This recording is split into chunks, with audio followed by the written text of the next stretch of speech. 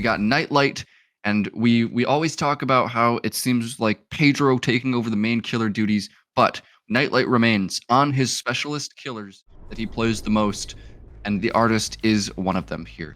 He's got rapid brutality, something that we've been seeing almost from every artist now. It's become meta, as well as the Severed Hands and Festering Carrion there.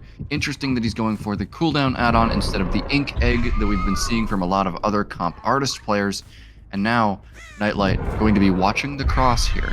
Exactly what you want to do for one of these I or H-shaped maps.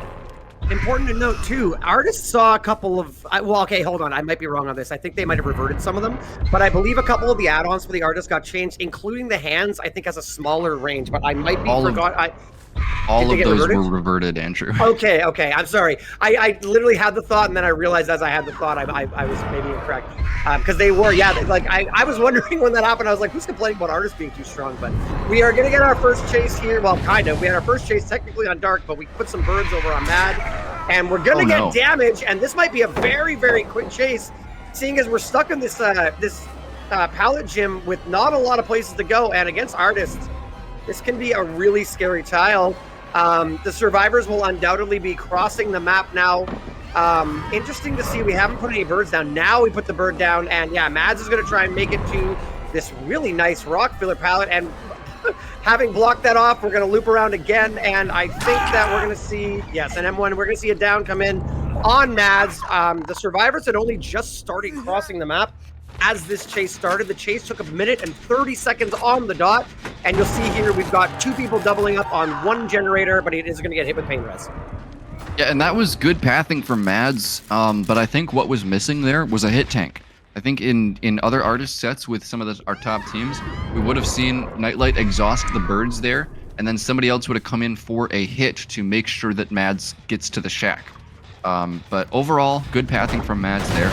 Even after taking that bird injury, which you absolutely do not want to do in this chase, he was able to almost make it over to the shack, use a couple more pallets, and Nightlight, he's not going to have a basement hook here, which is what we've seen some of our artists trying to protect. But yeah, Mads on his first stage now. We've got 2 separate generators being worked by Jinx off in the distance, and Nightlight, he's just content to send his birds here. And this is where these survivors need to have good communication as to when the birds are coming. As you see, Moon gets hit with the birds there, and that's going to cost him a few seconds on the gen. Now, I'm sorry, I thought Moon was the one crossing over, so that's why I went, I apologize. Yeah, so the trade comes in, and actually it's not going to be a trade, but Mads is going to get hit directly off the hook by the birds, and Dark is going to have to come in and take the down for him there. That would have been an instant tunnel onto Mads if that Jake had not gotten in the way. So nice play there from Dark, but it looks like Nightlight's going to go basement with him, Andrew. Do you think he might be shifting his tunnel out? So smart move here. What happened there was the first down came in. Mads went down, sort of near basement, but Nightlight decided to take the pain res so that you could slow down the generators that were getting progressed. It worked. One was at about 75, got put down to 50. Right before that down came in with the hit tank there from Dark, right before that happened, 2 generators popped. So you have information on all the survivors. You know that that's probably all your gen progress. So now we've got the basement hook. I think the unhook comes in pretty quickly. I was not expecting an unhook to come in that quick. I think that Nightlight really wants to keep the chases down this side of the map, and hooking in basement is going to make it so that it's a lot harder to get out of there. Now the question is, can we track down where Dark has got run off to? And it looks like we found some blood. Looks like we may find it. And okay, birds hit but don't damage. I think that must. I don't know if that was I don't know if that was a terrain collision there from Nightlight. It's not going to matter, though, because Dark immediately goes down to the bird shotgun. Great aim there from Nightlight. That is going to be a pain res second hook onto Dark. But yeah, he was setting it up there so that the bird on the shack would damage.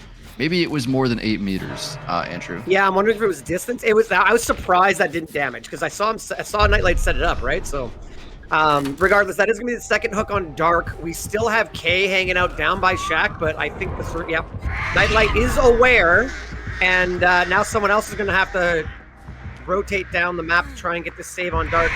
Wow, great predictive bird there, getting damage on K, and K has to get out of there now. K cannot unhook, and now we see, as I said, the next person rotating down. We have Moon coming in for the unhook at this point, and these survivors are in a bit of trouble right now. Oh, no. Nightlight has a really strong, another bird damage, has a really strong 4-gen down shack side of the map, and is very content to keep the damage down this side of the map, and the survivors eating these bird hits is really costing them. I'm wondering if we're going to get a save here. I would say that it's not likely that we're getting a save now, and if we do get a save, that means that there is 0 gen progress going on for Jinx. Yes, we see Mads across the map working a generator here, but it seems like, yeah, Dark is definitely just going to die. Mads eats a bird there. He's running off to repel the bird. Nightlight probably going to be sending a follow-up, if I'm guessing. Okay, Mads going to repel the birds. And he should be able to finish that gen, but really not what you want if you're a fan of Jinx. You've got somebody dead at 3 gens. Nightlight has just been lights out, no pun intended, with these bird cross-map hits. Just perfect predictions there.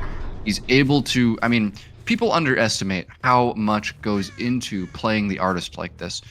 I even saw some people on Twitter recently saying Artist isn't a hard killer at all. Obviously I've never played her, but Artist is so easy. But not only do you have to predict perfectly where the survivor is going, you also can only use 1 bird to get that initial swarm, or else your cooldown is too long to hit the next one. Right. Yeah, I'm surprised that Nightlight came all the way down here to put damage on Mads. I think they had stars in their eyes, thinking, "Hey, what if I 4K3?" But yeah, Nightlight just takes an M1 quickly on Mads there, chases them off to main, and then decides, "Okay, I got to get down the other end of the map." Because honestly, if the survivors manage to pop another gen right soon, that's going to be a big swing for the survivors. That's going to be something, if they can pull that off, that'd be huge for them right now. Because right now we are sitting in a very another follow-up bird swarm follow-up by the shotgun and gets the down on K. Again, I'm surprised we're coming all the way down here. It's such a weird balance with Azerov's, where it's like you need the downs, but also you don't want to... Survivors are doing what they're supposed to do. You want to run all the way up the other end of the map. That bird, I think, is too close. Yeah, I was going to say, that bird might be too close to go through that window. Good second bird, though, and gets K. We might get a pain res here and hopefully stop Moon from getting another gen down the other end of the map. I was going to say, you take any damage and you just run down to main building, and that's pretty much, rinse and repeat. So if you don't commit to these chases, you end up just, losing the war of attrition. But Nightlight is taking the battle to them. So you might be wondering now, why is Nightlight going around the edge map in the area that has 0 generators? He's looking for the unhooker. These comp teams, they are very smart about getting stealthy unhooks. They tend to send somebody into areas of the map that wouldn't make traditional sense, so that they can stealthily get an unhook. But now Mads getting found. He's at this tile in the bottom mid area of the map. Gonna make the window there, but actually not use it. Nice pathing there. He wants to run in a way here that's gonna confuse the Artist and not allow her to place the correct birds for the down. Now, it seems like Nightlight wants to leave. He's just going to stay around in the middle of the map here. Going for a follow-up bird on Moon now. 3 birds placed. They fly, and Moon actually going to be able to dodge this time. So nice there for Jinx. But they've been getting hit by so many of these bird strikes recently in this match. So Nightlight, if he just misses 1 or 2, that's not going to be too big of a deal to him. Now in chase again with Mads here at this tile. K is going to go second stage across the map. Mads has a pretty good setup here, but he has to hold W away from it. Makes it back to the pallet now. Nightlight not going to go for the swing because he has the bird set up in the perfect spot. And that is why our players here love the Artist. Such a skillful killer in the way that it rewards just knowing how these tiles and pallets are set up. Having a panic attack over here because Nightlight has not been over to that generator that Moon has been on, just been harassing, sending birds off, keeping Moon having to keep on going and repelling and whatnot. Yeah, I was gonna say there's a lot of progress over here, and Nightlight, cool and calm as a cucumber, just like, no, it's fine, they won't have it done yet. Like, I don't know if this guy's internal clock is perfect, because my God, I was like, dude, go over there. What are you doing? You have to go over there. Why aren't you going over there? Nope. Totally fine. absolutely fine. Don't worry, Moon can't get the gen done. Only going to have about 75% done. And yeah, Nightlight was right to not go over there. Managed to get the down on Mads. Mads is dying on hook, unless they can get over there and save. They managed to reset K, so that's really good. But I don't think there's enough time to get that generator done before Mads dies here. And if you get a trade, Moon is the last pain res, so there will be no pain reses for anyone else. I'm wondering if we're gonna manage to stop this gen from popping though, Prion. I think it's definitely possible for Nightlight. Moon is only about 2/3 on the gen. And Nightlight has a perfect hook right in the middle of the bottom side. Mads is going to die, and now there are only 2 survivors standing. Nightlight can now be free to go right over to this gen and chase the person on it. Gonna be follow-up birds coming in. A strike onto Moon there. It's another bird injury for Nightlight. He is hitting so many of these. And that's gonna be K getting found near the gen. Maybe a bit of a miscommunication there from Jinx. K definitely got found in a bad spot there. It was like they didn't know that Nightlight was coming. Well, they're in a lot of trouble now, too, because they're both injured. They're not really likely. I mean, Nightlight can patrol these generators. If they want to run up and heal, Nightlight can patrol these generators for a few minutes. They're not doing that, though. Patrol the generator. If ever at any point they want to go up and heal, all Nightlight has to do is realize that they're not on any of the generators, pressuring any of them. And just, if you find that reset, you're done. So the survivors are trying to pressure these generators injured. Check pallet's gone. There's not a lot of resources down this end of the map, since this is where almost all the chases have taken place. So at this point, it's just, I think Nightlight's gonna score the 4K2 here. I have seen crazier things though. That generator still does have a lot of progress. We get the knockdown here on Moon. No grab though, but Moon is the pain res, and this hook nearby is a pain res. And I think that, yeah, K knows it. K knows I'm not gonna get done before pain res. And now that is very much looking like a 4K2 result. Even if K gets the unhook here, that generator regressed 20%. Yeah, K's like, you know what? We're not getting it done. We'll call that 4K2, and we'll try and match or beat that in the next trial. Something to note here, Andrew, just to drive home how crazy this artist performance was from Nightlight. He hit the maximum blood point value for swarming people with birds. It wasn't giving him any more blood points there for hitting people with birds. That is very rare on Artist. Usually you miss quite a bit when the survivors are very competitive and have good pathing like this, but Nightlight just was not missing in this trial. And with the Artist here, I mean, we've been seeing a lot of outs against the Artist recently in Season 10, but this is what happens if the Artist just simply does not miss. So insane result here for Nightlight. Really great to see, and that's going to be a monumental win con here for Jinx going into this next side of the match. I mean, welcome back, everyone. We're loading into the second Artist game now. We have Mads for the team of Jinx versus the survivors of Invictus. Jinx's killer Mads has got a bit of an uphill struggle here. 4K2 is a very strong result from Nightlight last game. And we're going to have to match or beat that in order to not give up the point to Invictus. This is a really interesting 3-1-3 split here, Prion. Very, very central gen, which is different than we saw last time. That may work out in our survivors' favor. I'm not sure how it'll play out. Yeah, and Chase now on to Dan here at the shack. Notably, there are 4 birds in play here because of the Ink Egg add-on. None of the Festering Carrion that Nightlight was playing in the last game. So a little bit more options available for our Artist, as that is going to be a first bird hit onto Dan, going for the follow-up bird here. Tries to go outside of the shack, and it's just barely going to miss there. Dan still injured, or he's still injured up by the M1, but avoiding that bird hit is extremely important. We're going to be seeing that a lot here. Watch the way that these survivors from Invictus path around that first bird hit in these chases. Dan goes for a flashlight blind there, but it is not going to work. A little bit of a mistimed there, but now he's just playing this filler palette, which is not very strong. Going to hold W and has another filler palette, and he just flicks around the bird there. Amazing pathing from Dan to dodge out on that bird, and this chase will continue, Andrew, towards the split bus. I was gonna say, this is a really good place for chase. We are chasing in the active generators as opposed to the corrupt intervention. The survivors managed to double, maybe even triple out that middle generator. You see Pedro coming in here, probably fresh from that generator being popped, running over, trying to tank a hit for Dan, but does not make it there in time. We're going to get this hook, and we're going to try and see. Okay, now here's the problem with Mads' situation. That middle generator, oh my goodness, and one of the other ones as well. I was going to say, that middle generator being gone means that there is no conceivable way to hold a four gen. Because you can't hold a 4-gen, you cannot hold them to their win condition. The killer's going to have to rain down to the map, not camp at all. With not being able to camp, it's going to be really difficult to get a tunnel out. Without getting a tunnel out, it's going to be really hard to hold them. But if you just stay there and if you just stay there and camp the hook, the survivors are just going to get 3 more gens done down the other end of the map and call it a day. So you're kind of, oh heck, 1 more gen done is the tie and 2 is the win. So you don't even need all 3. So as you see, it's just as I said, Mads comes all the way down towards main side of the building. Dan gets unhooked cleanly, and we're chasing the fresh survivor.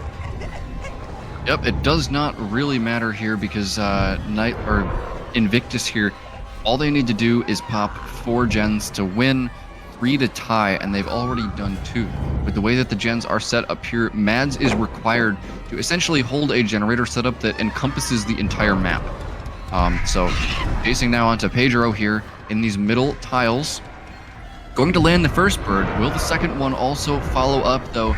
4 birds are placed, and yeah, I mean, Pedro gets hit by the second follow-up. Birds strike, and when you're in the corner of the map and there are 4 birds placed, it's a lot harder to dodge than we saw last game with Nightlight not running the ink egg. It's yeah, you're kind of literally between a rock and a hard place at the edge map there, dodging behind rocks. So we're gonna see a hook on Pedro. We got our second pain res come off here, but this is again Rocket's very stealthily hanging out near hook. Can we stay hidden? We wanna what Rocket's doing here is probably trying to stay stealth. So you could hold off and wait for the killer to get up the end of the map, which you know the killer's got to do. But getting found here gives another target for Mads to chase and maybe be able to snowball something here against Rocket. You can see on the HUD there, though, Dan is just about to finish the tie condition generator, and then we're going to be 1 generator away from the win for Invictus. This is looking dire for our killer. Invictus, I mean, they had a better gen split, but they also managed to get the middle gen done during that first chase, and I think that's going to be the difference maker in this match. Yeah, the unhook is able to come in from Spitz, who I guess was stealthing over by the main building. It's going to be a cross-map bird hit on a Dan, but a head-on comes out into the flashlight blind as well. Every survivor except Dan is here to make sure that we don't get downed here in the middle of the map. And that is going to be the 4th generator being completed for Invictus, meaning that they will go up 1-0 in this series. That is going to be the win, and Invictus doing a little bit of a victory lap here in chase. Dan now running back towards these trusty middle of the map tiles that have been so good for Invictus so far. Going to take an M1 there. Maybe a little bit of a misplay on that pallet. Birds following up now. Will Dan be able to repel? He does get them off, and that is going to mess up the cooldowns here for Mads. Actually, just going to find Spitz just standing there in the middle tile for some reason. Yeah. But yeah, it seems like these survivors, when they get hit, they run down to the bottom side of the map. Spitz now to the shack, places the firecracker, and is going to go for the vault there. Makes himself just a little bit of distance.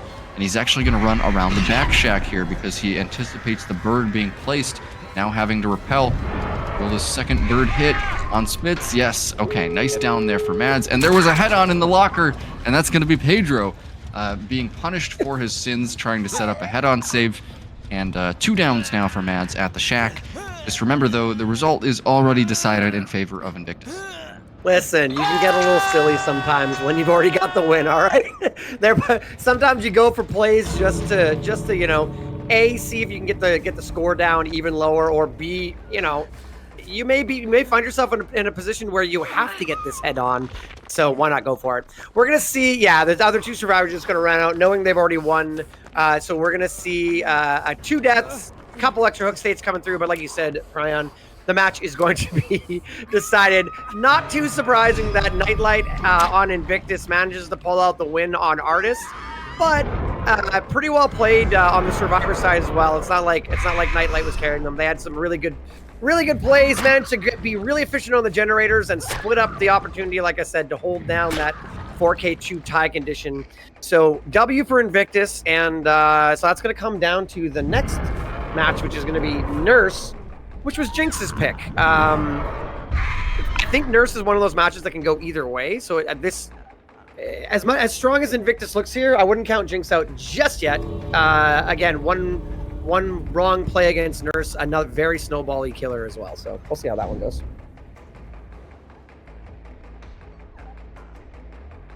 Yeah, so good Artist set there. Invictus is going to take the win in a relatively dominating fashion. But, like you said, Andrew, Jinx is not out of this just yet. Nurse is a very technical killer. If you make any mistakes on Survivor, she will capitalize on them extremely brutally. And it can result in 4K5s, 4K4s, everybody on the ground. So I would get excited for the next set. You're going to see what I consider almost the pinnacle of Survivor gameplay. One of them, at least, if you think about all the killers on the roster. They're obviously a great many against the Nurse. If you know, you know. It's shaped so weird. That's so funny. We're loaded in here. Mads gets a sight on Pedro immediately and a very quick blink on top of him. And we're going to take the chase to Shaq. This is the start. This is absolutely the start that Mads wanted to see. Can we follow up there? Very fast start here for Mads. That's going to be a quick down onto Pedro. No blinks missed. And that's going to be a edge map down. Pedro here, although he did not really do anything traditionally in the chase sense, he was able to make it all the way down towards the shack, die in a good spot for his team, and not get hooked in the middle of the map. You do not want to get hooked in the middle of the map against this killer, especially on this map. That is a death sentence for your entire team if you do. And that is going to be a Pop Goes the Weasel and Eruption placed onto that middle gen. The Thrilling Tremors here is a really interesting choice from Mads. Going to be giving him information as to which gens are being worked every time he picks up. And let's not forget, Thrilling Tremors just got a significant buff. I believe its cooldown was almost halved in the Five Nights at Freddy's patch. I think it's 30 seconds now. Yeah, Thrilling Tremors is it's funny. It's not in the conversation when you talk about S tier perks. Keeping in mind the fact that a lot of things are banned on the Nurse.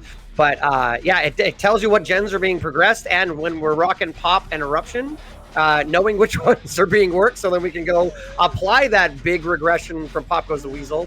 I can definitely see why you would pick that, and I'm a big fan of it. That was by the way, that was a 28-second chase. So really quick down. We're going to see a trade here. Dan is going to go down. It's interesting that we blinked there. I think we could have maybe lunged. Maybe the distance was too much, but it took us a second to get our blinks back. But we're going to leave Dan on the ground. Interesting to note, I noticed the perks when we were cycling through. Pedro is our Unbreakable and DS. So we're about to see a Decisive Strike unless we choose not to use it. Okay, we see Decisive Strike in the middle, in the edge of the map. That is kind of scary. We could get 2-tapped here. Like that, and Unbreakable. So Dan on the ground, which just got picked up. Someone had to go save it. We are going to see our first 2 generators pop here, probably. You can see they got that one, and they're doubling up the second one. So 2 gens pop for 2 hook states. Pretty good for the survivors, pretty good for the killer. This is pretty standard. It all comes down to where the gens are and how fast we can get these, how fast we can tunnel out this survivor and make it a 3v1. Yeah, and so I just want to mention here, Pedro has that Lithe and the Decisive Strike. We usually see here, we see the survivor go down, use the Decisive Strike, and then the Lithe. But Pedro consciously chose to use Lithe before the Decisive Strike activation. And you want to know why that is? It's because he thought that if he didn't use the Lithe right then, he would have gone down so fast that the Deliverance would not have been charged for Dan. So I think that's a really heads-up play by Pedro, using the Lithe to get into the corner and make sure that his team has that deliverance going into the game later. So Good now, eye, good eye. what is Invictus going to do to keep Pedro from dying here? Invictus here, obviously they're the favored team, but if Pedro dies at 3 gens, then Jinx is going to be getting back into this game, surely. That's going to be another trade from Dan. He's going to go down in front of the hook there, and Pedro in his final chase now against the Nurse here. How long can he last? He should have that Lithe if he can make it to a window. Going to drop one of these rock pellets, but he's just not going to last. He goes around the tree, and it's just not going to be enough. Pedro downed again right off the hook. That's going to be his 3rd hook. A kill for Mads at 3 gens remaining. Texo and Spitz, I hope you guys are being efficient, as Dan is going to get picked up, and he's going to plot twist as well. Yeah. And you might be wondering at home, why would you down yourself in front of the killer? Because Dan wants to force Mads to hook him, and so that he can get use of that deliverance. These Nurse players, they know that Deliverance and Unbreakable and Decisive Strike are in play, so they'll often just keep the person on the ground that has Deliverance so they don't have to deal with that very strong perk. So the plot twist is included by the Survivor teams here as a way to force the killer's hand and make sure that they have a lose-lose situation when it comes to dealing with that Deliverance. So, excellent point. Excellent point. Yeah, I was gonna say with Dan was our designated slug, but back up end. I was surprised to see Dan didn't deli yet, but I think we were waiting until we actually had a chase. And now that Spitz is being chased by our killer, Dan Deliverance is off the hook and is going to get back on the generators. We have a nice little. We kind of have 2 generators middle of the map and 2 of them down by Shack side. So this isn't the worst. Oh, nice one blink there on top of Spitz. This isn't the worst generator split possible for our killer. I think we might see a quick down here. Oh, but that was really good. Spitz was almost definitely going to get double blink there. So I think Mad shorted the blink a little bit, expecting the double back, and it just didn't happen. Spitz full sent it, and Spitz lasted a whole extra 10, 12 seconds maybe there, which is, it sounds like not a lot, but every second counts against Nurse. Right now, the Survivors really need to get another generator done, get to the situation where they're down to 1 gen, and then see what they can do. But Dan's on the ground, Spitz is on the ground, and now Kexo's the last person standing. Yep, Dan is plot twisting though, so he's going to be back up. I'm sorry, that's right, yes. I was wondering, I didn't see him go down, I was confused. We're good, thank you. Kexo gets found though, that is critical here for Mads. Not what you want for Invictus. You have to be stealthy against this Nurse. Kexo getting found in the edge map is potentially really bad for the Survivors. He's got the sprint burst, actually does a little bit of a spin there. It's not going to work. That was a cute idea, Kexo, but Mads is not going to fall for it. And now, just pathing edge map here. He has a rock tile as well as some edge map geometry. He's not going to make it though. Nice blinks there from Mads. And Kexo going down all the way in the corner. And Spitz here charging his inner strength. We can call it inner strength now because the Stranger Things chapter is back. So he's going to be able to heal himself if he goes into a locker. And these healing perks are super important against the Nurse because it's very tough to reset, especially when the Nurse has that Fragile Wheeze add-on, which mangles everybody that she hits. And Mads now suspicious that somebody is near the hook. And Mads, you would be correct about that because Dan is stealthing nearby. I was going to say, Dan did a really good job there. Again, if you, for everybody watching, the best play here is Kexo gets hooked far away from the generator that's being progressed. That Spitz in Shack. And Dan is hanging out waiting for the Nurse to go all the way down to Shack and then be able to really get the unhook here. But unfortunately for Dan, and fortunately for our killer, great heads-up play there by Mads. Manages to sniff out the unhooker. Spitz is only halfway done that. Oh, we get the one without the blink. We got to overcome, so we're going to get the unhook, but we're going to get blinked on top. And Dan is going to go down again. Spitz is progressing that generator. I think that they might get it done before we're able to get Kexo done here. Maybe, possibly. Nope. Waits it out. Now, oh my goodness. We know where Spitz is too. We know Spitz is down the bottom side of the map. Can Mads get there before Spitz finishes the generator, or is Spitz going to complete the generator and I don't manage think to the get the nurse makes 4K1. this. I don't think they do either.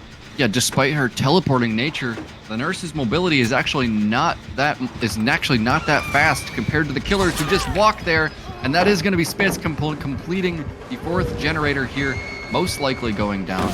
Nice juke there from Spitz, and this is going to be a 4K1 secured for Mads. There's no more Unbreakable in play.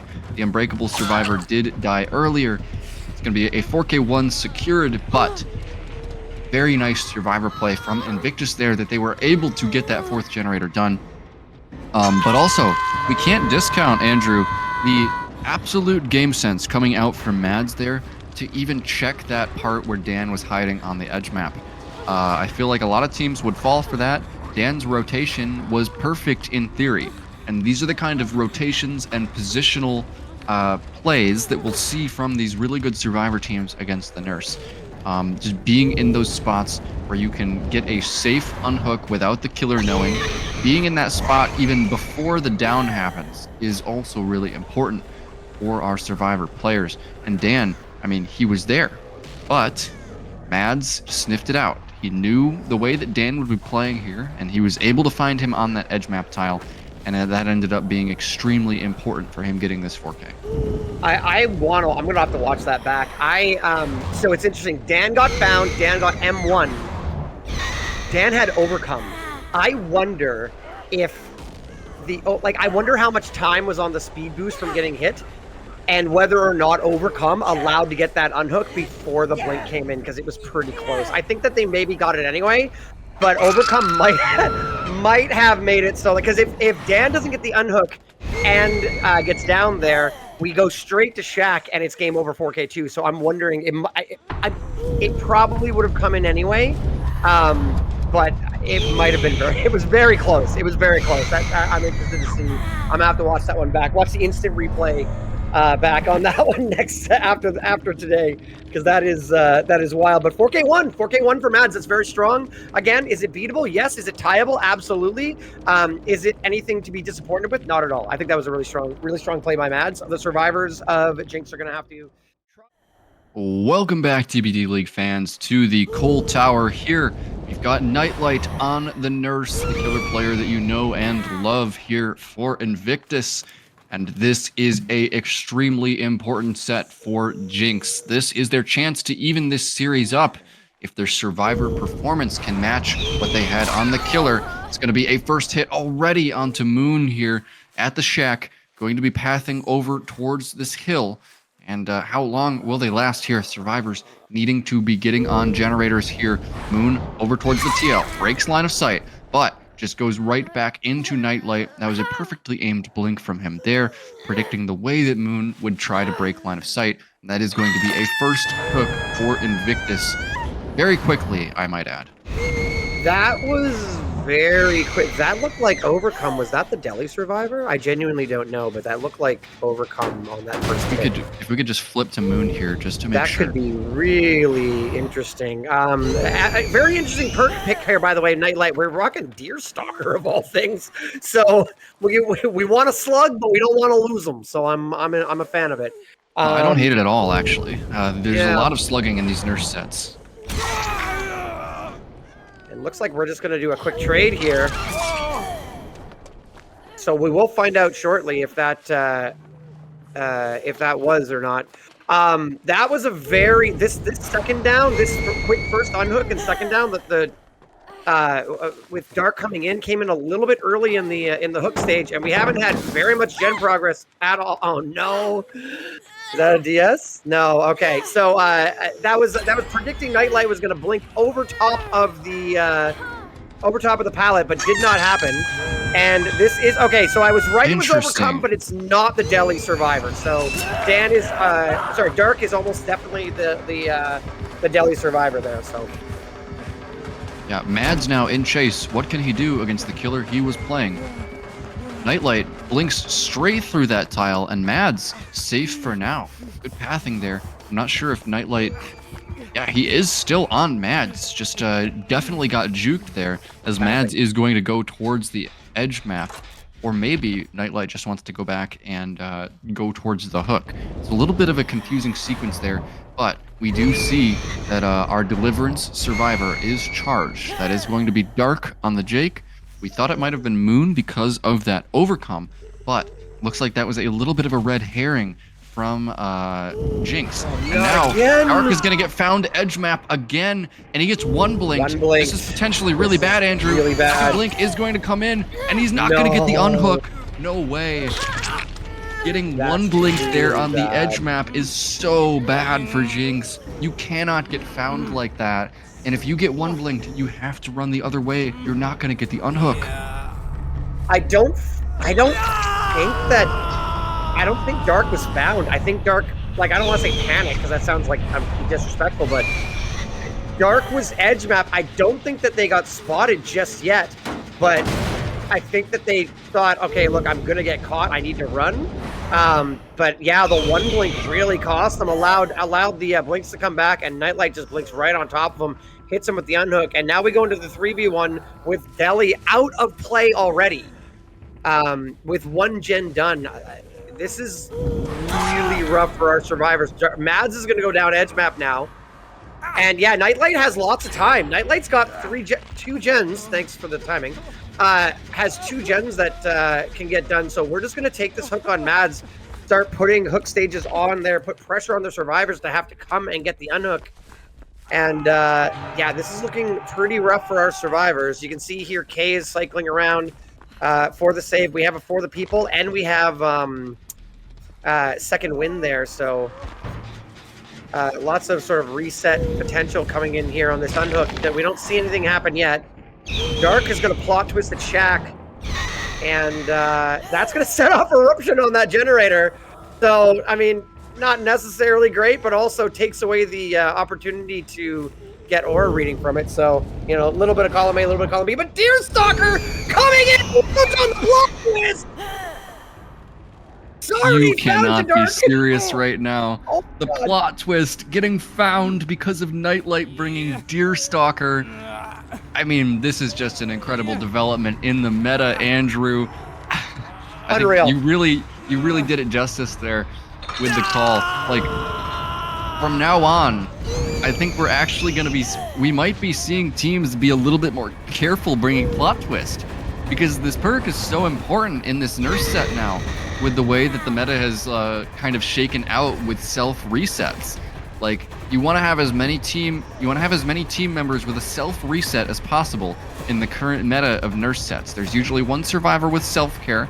There's usually one survivor with inner strength, and then plot twist. But now, if there's the threat of nurses bringing Deerstalker, what do you even do? Nice dead hard, by the way. I thought that was a little early, but Mads managed to get the dead hard. Huge dead hard allows the unhook to come in. You're absolutely right. Like, honestly, Nightlight may have just changed nurse sets for the foreseeable future. Like, how do you plot twist? As soon as the survivor goes down, Deerstalker, like, you saw how much range it had. We saw it from well into the map. So, like, yeah, that could be game-changing. Sorry, I lost my mind there. Great, I was grinning ear to ear when that Deerstalker play came in. Big dead hard from Mads there. Unfortunately, Mads is in trouble again. Gonna take the chase up the other end of the map. I think the 2 survivors on the other side will be able to get that one generator done, but they are still one generator away from the tie condition, and Mads goes down. And that was almost a blind blink there from Nightlight. He didn't make it over the pallet in time, and in a situation like that with Nurse, you're essentially just guessing. You don't have perfect line of sight on the survivor. You kind of have to go out on a limb about where they are, and Nightlight making the correct prediction there. It's not an easy thing to do, especially when your first blink doesn't go exactly where you thought it would on this killer. Wow. That was that, again, just that game sense, figuring that Dark was going to be cycling around there a little bit. You notice that Kay passed the one medkit, passed their medkit over to Dark, so Dark can reset without having to flop on the ground and be victim to Deerstalker again. Nightlight is looking for the injured Dark on Death Hook. If we find Dark, this is probably game over. The survivors still need one more generator, and there's not a lot of gen progress across the map. I don't know if there is any, to be fair. Kay is going to take a tag. Kay is fresh hook, but if we don't get this trade, we're going to be in serious trouble. Good double back there. I think Mads dies on hook here. Yeah, there needs to be one more generator done here for the survivors to meet the tie condition, and it doesn't seem like there's much progress at all. They have a great split, honestly. It's a 2-2 split, top and bottom, but there's just not much progress on them, and it seems like you are correct, Andrew. Mads is going to die on hook here, and now we are going into the 2v1, which is going to make it extremely difficult for Jinx to finish one of these gens. That's going to be a survivor found on the edge map for Nightlight. Now going through the main building, trying to see if he can find this survivor. Blinking through the main building here, over towards the corner. Nice pathing there from K. Good prediction there onto the nurse's movement. Going to make him some distance there. But this survivor is injured, Andrew. It's only a matter of time. And then I believe we're probably going to see Nightlight slugging and going to try to find Dark. Well, and it's interesting, too, I want to point out, really good try there for K for the pathing, but unfortunately, oh, we take the hook. Okay, maybe pretty confident. Nightlight knows how much time, again, we talked about the internal block last time. Nightlight knows how much time has gone by since checking these two bottom gens, knows it's not anywhere close to 90 seconds, so we're going to go back down and check it. I was going to say,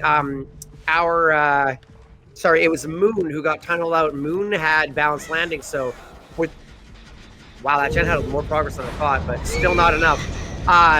With balanced landing out of the equation, that main building gen is essentially undoable. It's fine, we have that other gen over there, but main building can be a really strong one if you have balanced landing, where if you hear the killer coming, you can just sort of, prepare to run and pre-run the moment they blink up there. That's probably going to be it, because we're going to see a trade here. And that's a maximum range blink out of Nightlight there to get the down there onto Dark. And K broken here. Could be a second wind in play here for Jinx, but that is going to be the kill on Dark. And remember, in DBDLeague, the hatch is meaningless if the generators are not all completed. So as soon as Nightlight catches up to K here, he's going to be securing that 4K2, and that is going to be Invictus, going up 2-0 in this series. Despite Mads and the rest of Jinx putting up quite a fight here, they made it interesting for sure with that 4K1, as K going to be, I guess, just going for one final chase here, breaking line of sight. Nicely done there. All you guys at home that have trouble chasing against the nurse, just watch these survivors, the way they run in confusing ways around these edge map tiles. Uh-oh, there's the Macmillan edge map rock, Nurse's greatest nemesis. As K going to be downed there, and Nightlight finally securing that 4K2, putting his team up 2-0 in this series. So the win is no longer possible for Jinx. They can still get the tie if they win out on these sets, but it's going to be coming down to that Vecna set here.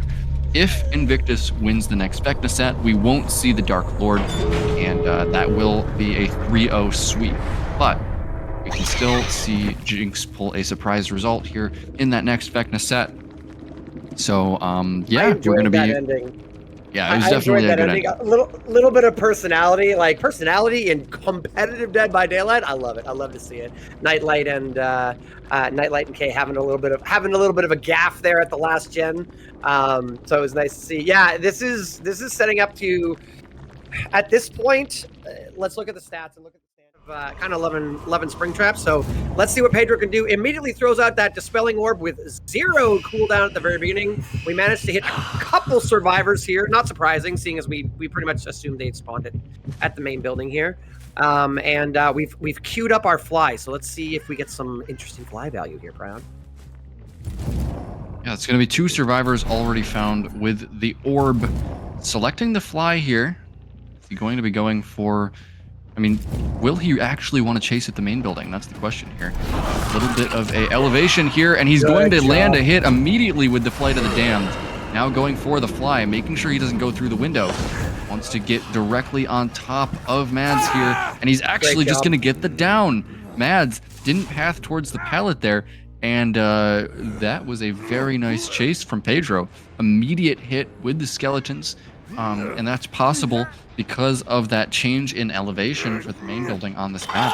That's going to be a first hook for Pedro right in the middle of the map, getting a pain resonance, and immediately sending out the orb there to look for other survivors.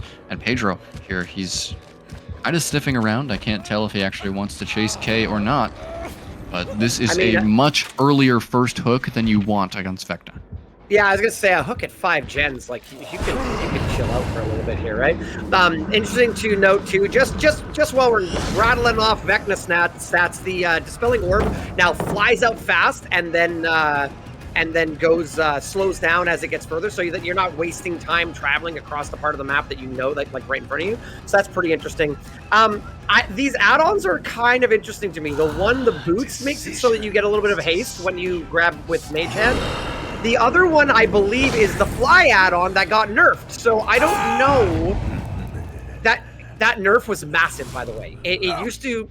So you used to be able to react after fly faster, and the add-on reduced it by I think like 0.2 seconds or 0.25 seconds. It's 0.1 second. I think that the green add-on on your screen there it reduces the amount of time that it takes to swing after fly by 0.1 seconds. Not the biggest change, but maybe Pedro knows what that's about. I'm not sure. Maybe a little bit of a Houndmaster knotted rope situation going on there, if you know, you know. With the potion of speed. As okay, first generator is going to be done here by Moon, but there is a problem. We have problems team. Mads is on Death Hook at 4 gens against Vecna. There was a really good use of fly again from Pedro at the main building. I think at some point you have to realize that Vecna is actually pretty strong at the Grim Pantry main building. So maybe we don't know if you missed it. Mads missed the skill check early. Mads missed the skill check. Maybe I'm wrong, but I saw it light up. I'm pretty sure Mads missed the skill check, which is making this unhook come in maybe a little sooner than they wanted to. Going to be an eruption landing there, and we're going to the main building again, Andrew.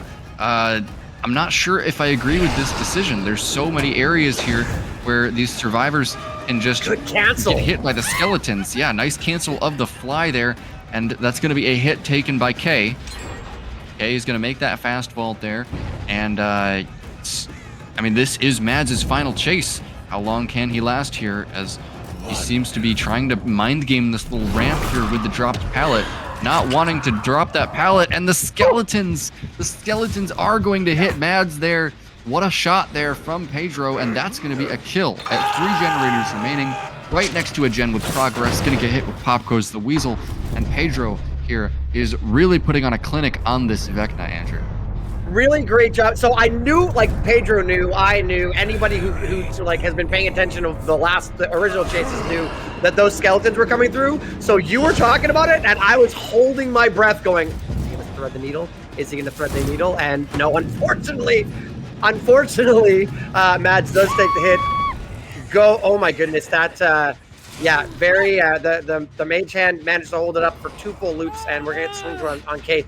I wasn't sure that hit was gonna come through, but it must have just the tip just hit, and we're gonna see now another hook coming in, a fresh hook on K. We know this is a pain res hook, I believe, and I don't know. This is looking rough for our survivors, Prion. Yeah, very rough for the survivors here. There is somebody immediately nearby stealthing for that unhook.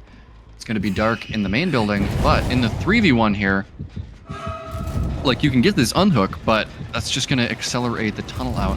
And when you have to have somebody stealthing for the unhook, that means that there's one less person on gens. And that just hurts that much more in this 3v1. It's going to be the fly selected here for Pedro, chasing K in the bottom of this main building. And K just not able to go and play the rest of the main building here, maybe because they're scared of the skeletons or don't think they have enough distance. Boots of speed there, going to get him the down. That brief 3% haste on the Mage Hand, going to result in a second hook for K. Nobody here for the pallet save, and it seems like Jinx here is resigning themselves to just kind of doing these gens and seeing how many they can get before the 4th kill comes in, and that's gonna be a survivor spotted there. That would have been the unhooker, Andrew. This is really bad for Jinx, as if it wasn't already bad. Yeah, and also Jen pops in the distance, which on paper, great for the survivors, but I'm the killer. I know where all the survivors are. Can we dodge it? We cannot. Moon crouched there. I don't know necessarily if they thought that the elevation play wasn't going to come in, because crouching there just slowed your mobility, did not actually prevent you. Can't duck it because of the elevation change there. If you drop the skeletons when you're coming up the stairs, you gotta thread the needle, and unfortunately Moon took one right to the side there and wasn't able to do it. We got the For the People play coming in to keep K alive for just a little bit longer. But, okay, so here, that there was not possible before. That there, you pick it up and they throw the pallet back in your face, but they extended that window, and I don't know whether that was Kay thinking that there was enough time, or if Kay just didn't understand the changes, but that's exactly what we were talking about. That is a brand new change. You cannot do that to Vecna anymore, which makes Vecna's mage hand significantly stronger. Thank you for illustrating that, Andrew. That's not something that I would have caught on because I'm not necessarily a Vecna main. And this is a really complicated killer, so really appreciate that He's fun, but he's there. fun. He's a lot of like nuance, and that was something I was really happy to see, because as soon as people figured out how to play against Vecna, like I've scrimmed with Vecna against medium good players, not to this caliber, but pretty good players. I like that was what, once they figured it out, I can't tell you how many times I was picking splinters out of my necromancer face, because I kept on getting pallets smacked there. So very nice. This chase through the window, unfortunately, that's the other time when you can't dodge skeletons, is when you're vaulting and Dark's gonna go down. Yeah, it's definitely a interesting timing thing to get that animation lock hit with the skeletons. It's definitely not as easy as like a Pyramid Head or Nemesis hit on a window. The skeletons are a little bit delayed in the way that they fly, so nicely done there from Pedro. It's going to be Dark, a fresh hook there, and we've got 2 injured survivors. Pedro looking to close this game out before any gens get done. Skeletons coming out, and that is a long-range hit onto Moon. Just very nice there from Pedro. Good aim with the skeletons, and Moon not able to dodge it there, and that's going to result in a very quick hook, and that's going to also be K found here at the main building. Are we going to see fly value here, Andrew? He can just immediately fly here if he wants to. I would have thought he would fly up right behind K. I think, okay, so the one thing about fly is it's kind of down on the skeletons instead. The fly has some, it kind of sways a little bit, like it doesn't, your forward momentum is so much that you have trouble making tight corners. So coming up here and doing a tight U-turn might not have been the easiest thing in the world. So I don't disagree with the choice not to fly there. Instead, we just float our way up and shoot the skeletons at the unhook, and now Dark is in what is potentially the last chase of the survivors today, going down. And that is going to be a 4K2, very, very strong. Again, I want to see a Vecna match between, like, frankly, no disrespect, but first 2 players. I want to see Invictus versus Knockroom to see what kind of a result you get. Because I think he can be really strong now, and I think that Pedro just showed us why. Yeah, really amazing Vecna performance there from Pedro. Going to result in a 4K2. Yes! And it looks like we're going to get the Mori, and we're also going to get the Mori. Pedro is going to be, let's see, he's adding Dark to his little crew of skeletons here. I love this. I'm a big fan of that Mori. Apparently the camera's a little mixed up, and I think it was a little bit zoomed in there and zoomed out earlier. Apparently that's just since the last patch, so still very nice to see. I'm a big fan. I don't love all the Mori. Like, some of the Moris are ho-hum to me, but that one's one that just really, a good Mori just like warms my heart. But yeah, that's gonna be a 4K2 for Pedro for Invictus. End our matchup today entirely. So K has a pretty tall order here. We're not only looking to have some strong. Oh, unfortunately, flies there and doesn't make it over the window. This tile, by the way. Every single time I see this tile, I have to comment on how ridiculous it is. The double window? It's a long wall jungle gym with an extra window, and it only spawns on swamp. Yeah, it is a little silly, and it leads into the dock area, which is a pretty strong, some pretty strong windows and pallets under there too, and it also can lead into something else. So this is interesting. K's, I don't know if we're activating. Good hit. Sorry, I'm all over the place. I don't know if we're activating fly a little too early or canceling it because it seemed like we didn't go the full duration there, but that drift is not quite working. And good avoidance on the flashbang there. Yeah. A little bit of hesitation there on the corner. I feel like he could have gotten distance there onto Spitz if he had committed there.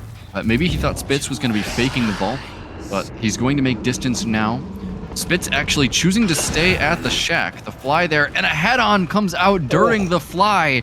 Amazing teamwork here from Invictus. I couldn't even tell which survivor that was in the locker.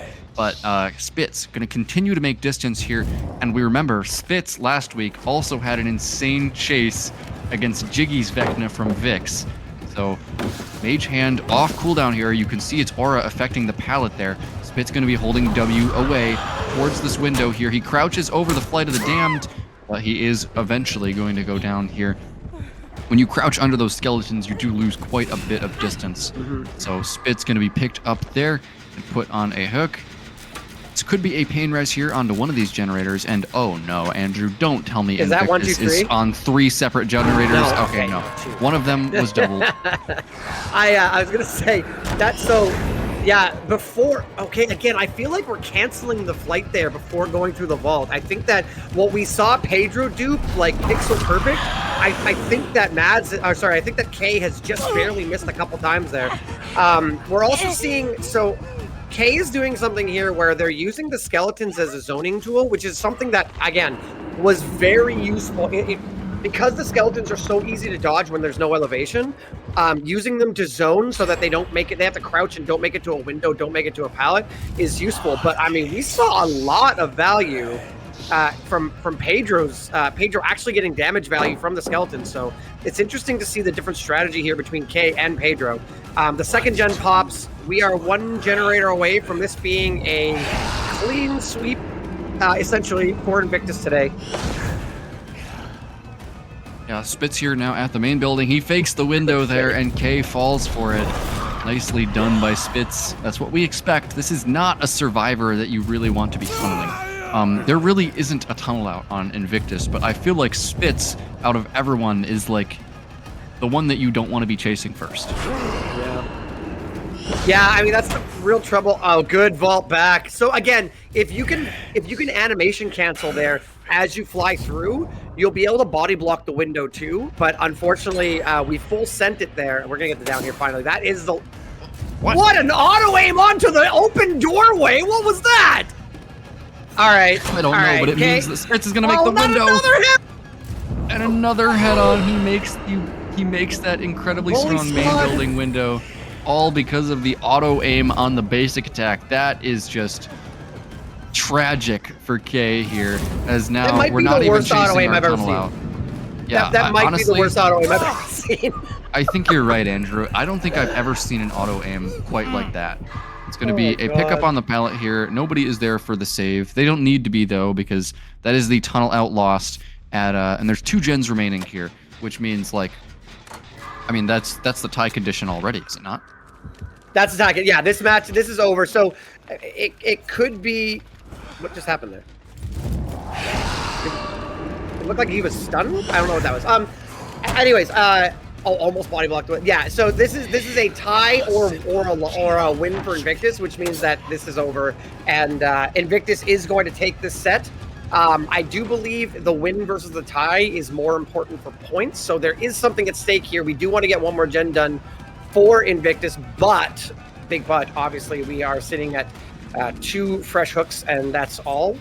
And you know what that was? That was, sorry, we flicked back. We were trying to hook. We didn't get the hook on Rocket.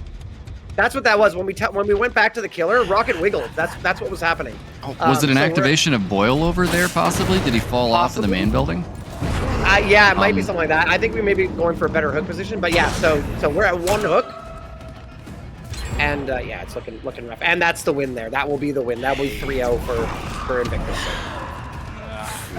Yep, nicely done there. And another head on. Are you kidding me? Rocket, leave this poor killer alone! As it is the 3rd head on of the match out of Rocket. and just a little bit of bullying going on here from Invictus. These survivors are so good and so coordinated, and they're really just doing a victory lap here on this Vecna. As that's going to be Rocket picked up once again. He does have that boil over, which we noticed before. And yeah, if you look at the main building, there are no hooks on the top of the main building. So K must have had to fall off the main building there, which would have activated the boil over and allowed Rocket to wiggle off. Yeah, this map can be really weird sometimes for hook spawns. Sometimes you literally won't see any hooks outside of main building, like anywhere on the main building side other than basement. And I'm not sure if that's the case right now, but sometimes like you literally just can't get to a hook. So boil over really put the nail in the coffin there. A little extra, not only the drop off of main, but also for the extra struggle on the way there. We're gonna get Pop Goes the Weasel on this generator. At this point, we're just trying to get as many hook states as we can for K. But yeah, Invictus has played this pretty flawlessly, and wow, has Rocket just been an absolute bully in this match. Yeah, just a complete menace here with the head-on. It's gonna be both cooldowns used and no distance gained onto Kexo there, as he's check spotting very nicely here at the shack. K doing a little spin here, trying to catch Kexo out.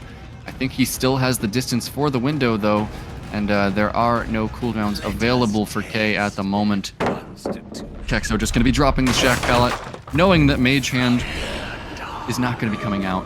Now the cooldowns are back. It is significantly faster than before, these cooldowns, but still, it's still very punishing for Vecna to miss them, as Kexo still has not gotten hit on this shack. It's going to be the final generator done here for Invictus. They are going to be looking to pad their stats and get a bunch of outs against this Vecna. As now Spitz taking chase away from the door, trying to spawn the skeletons on Spitz's head, but that's just not going to work when Spitz is below you. That is a double-edged sword, the way those skeletons work with the elevation.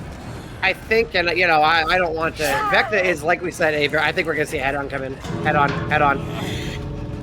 K knew too! K tried to pull it, but didn't happen. Yep, that's head-on number 4 for Rocket.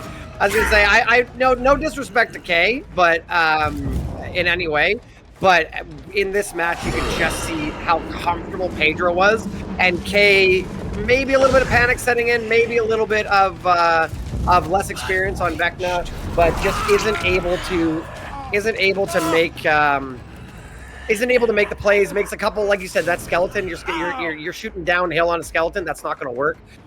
So I think I think this was just purely killer play, strong survivor play, definitely from Invictus.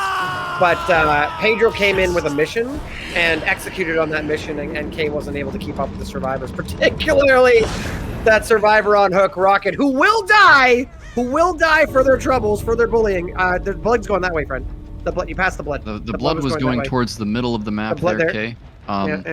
That is going to be where Kexo is. Yeah, okay. He's able to find Kexo and secure this final hook. Just gonna go for the hook here instead of waiting all the way for the Mori. That is going to be the conclusion of this set between Invictus and Jinx. It's gonna end in a 3-0 sweep for Invictus. Just very clean survivor play today. It looked like Jinx had a chance to bring it back in the Nurse set. But I mean, it's the thing about competitive DBD is that you have to be perfect on both sides. Your killer gets a good result, your survivors can't drop the ball. How these sets work, and that's what's going to result in Invictus getting that sweep today. Their survivor play and killer play were up to par as what we expect from them. And Andrew, that's going to be Invictus. I'm pretty sure going to number 1 in the standings. For now, we'll see what happens after our next set. We'll see that will be the next set coming up after this one. But for at least the next couple hours, Invictus, number 1 in DBDLeague Season 10. Yeah, very, very strong showing. They're showing why they. I also want to point out the fact that if Nocturne wins, Nocturne, I believe, will take over first place again. But Invictus is technically undefeated. They are now 6-0-2, whereas Nocturne is currently 6-1. So really strong showing by Invictus, yet to put up take an L on the season.